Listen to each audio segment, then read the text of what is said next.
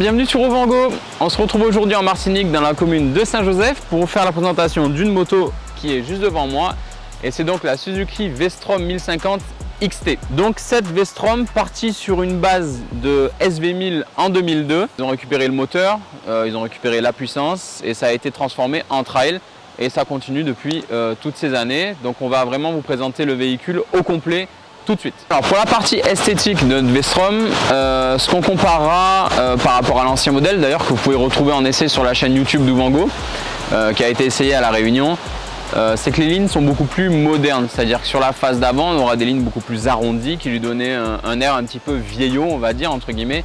Là, sur cette génération-là, on aura des lignes qui vont être un petit peu plus coupées au couteau, qui vont être beaucoup plus sèches, beaucoup plus brutes, avec beaucoup plus d'arêtes. Donc la moto gagne en agressivité. Une des premières choses qu'on va remarquer sur le V-Strom, c'est son feu avant. Son feu avant qui est commun à la Katana, un feu carré, c'est plutôt atypique, c'est pas forcément courant. Après bon, ça lui va plutôt pas mal, comme je disais précédemment, les lignes sont assez coupées au couteau et assez raides avec pas mal d'arêtes, donc ça passe peut-être mieux au final qu'un phare rond. On va pouvoir apercevoir au niveau de l'avant le bec qui est typique du V-Strom, hein, qu'on retrouve sur tous les V-Strom de toute génération.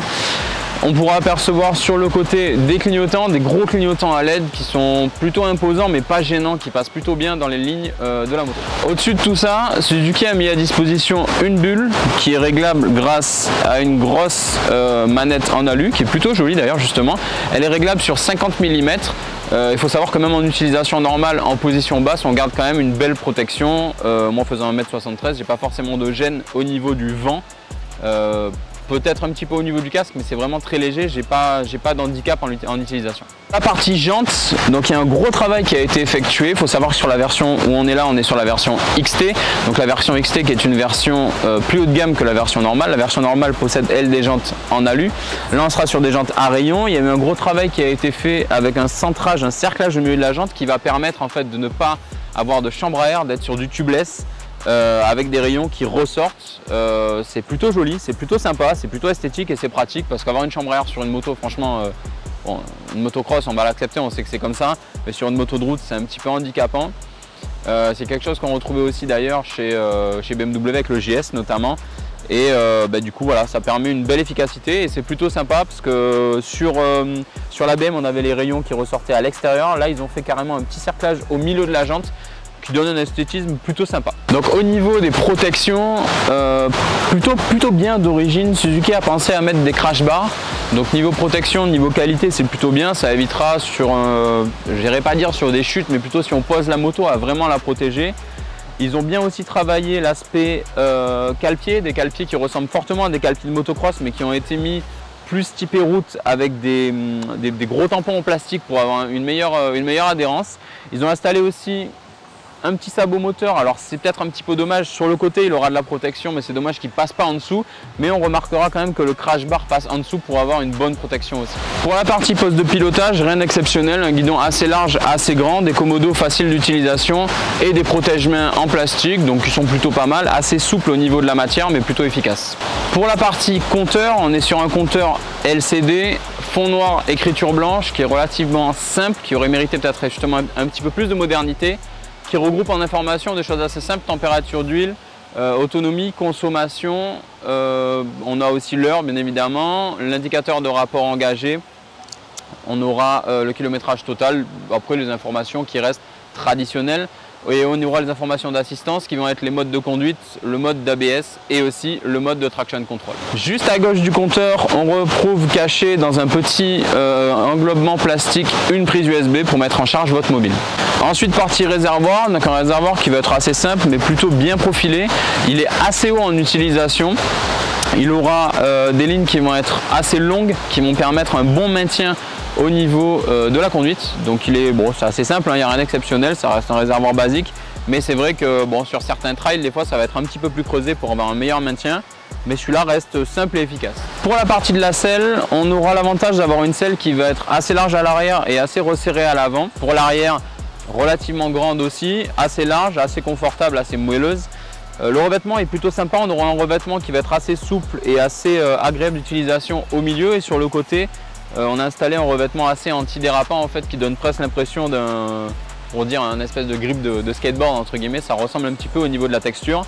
Et à l'arrière, au niveau de l'esthétique, il y a un petit logo Vestrom estampillé, c'est plutôt joli, ça finit plutôt pas mal.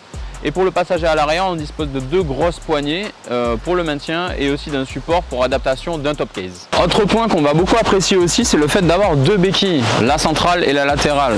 Je vais pas vous faire un dessin, vous savez déjà, hein.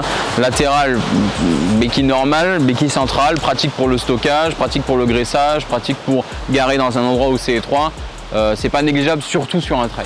Au niveau de l'échappement, c'est vrai qu'on pourra peut-être un petit peu lui reprocher son esthétisme. Il est gros, il est pas très esthétique, il est long, on dirait limite un espèce de bazooka. Ça aurait mérité un peu plus de modernité.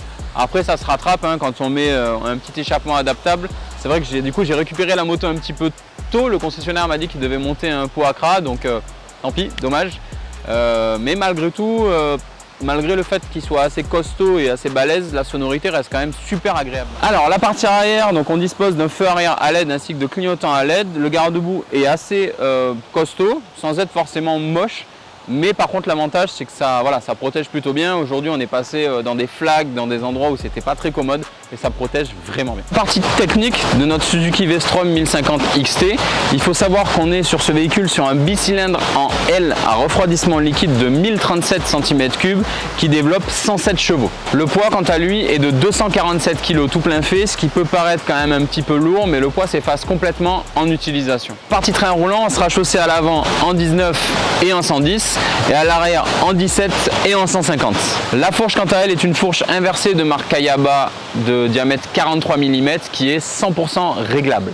L'amortisseur arrière quant à lui est aussi de marque Kayaba et va être réglable grâce à une molette sur le côté en précharge. Donc c'est un accès assez rapide, ça évite d'utiliser des outils, c'est quand même plutôt pas mal.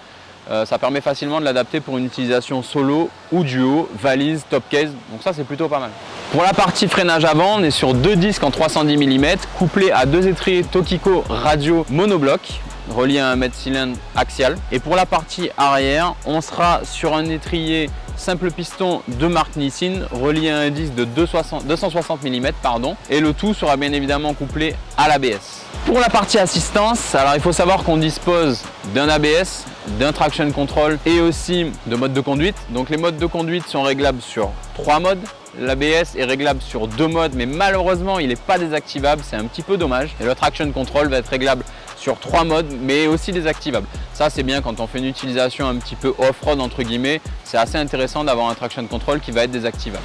On retrouvera aussi niveau assistance en complément le Low RPM Assist qui va être quelque chose d'assez récurrent chez Suzuki, qui va permettre en fait d'augmenter un petit peu le régime moteur au lâcher d'embrayage pour éviter de caler, et aussi le Suzuki Easy Start. Donc le Suzuki Easy Start que je vais vous montrer tout de suite, c'est tout simplement un démarrage grâce juste à une petite impulsion sur le bouton de démarrage. J'appuie juste un coup et la moto fait son démarrage. Ça évite de rester appuyé sur le bouton. Pour la contenance du réservoir, elle est de 20 litres et la hauteur de selle, elle culmine à 850 mm.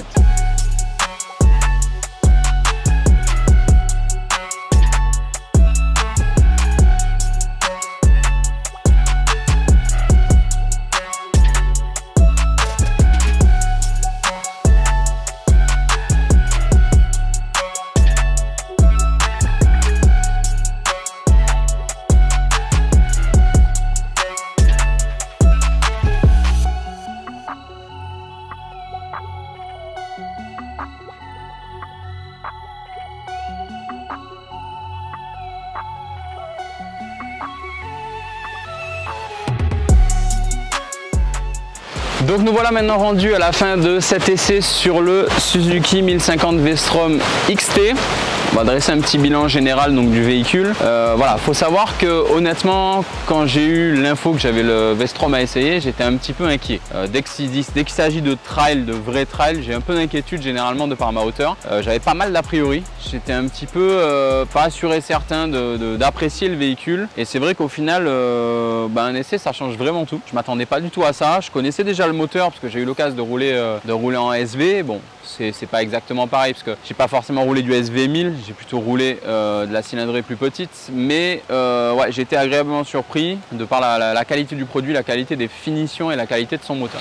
Donc on va passer maintenant aux points positifs et négatifs. Sur les points positifs, qu'est-ce qu'on appréciera sur ce Vestrom? On appréciera son moteur. son moteur et la qualité de ses relances. Voilà, comme je l'ai dit précédemment, pas forcément besoin de rétrograder, de jouer particulièrement en fait, sur la boîte de vitesse pour avoir une utilisation facile du véhicule. L'autre côté qui va être bien positif, c'est sa partie cycle, son freinage et sa tenue de route. Voilà, le travail qui a été fait a été bien fait.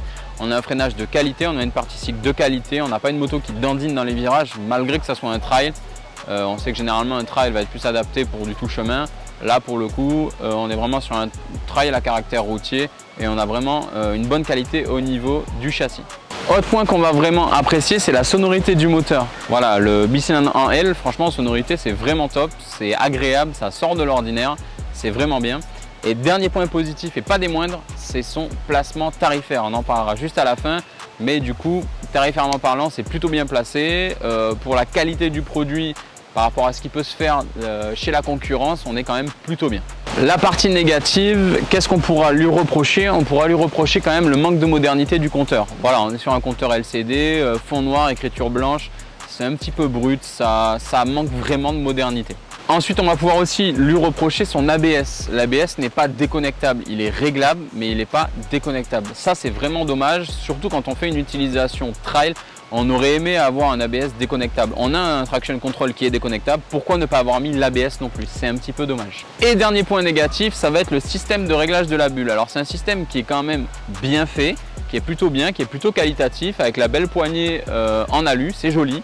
Mais par contre, c'est pas pratique. C'est-à-dire que qu'est-ce qu'on apprécie sur une moto? C'est de ne pas forcément avoir besoin de s'arrêter pour pouvoir régler la bulle. Ça, c'est dommage. Ils auraient dû mettre un système de poignée ou de molette accessible directement au niveau du compteur plutôt que de devoir passer à l'avant. Ça, c'est un petit peu dommage.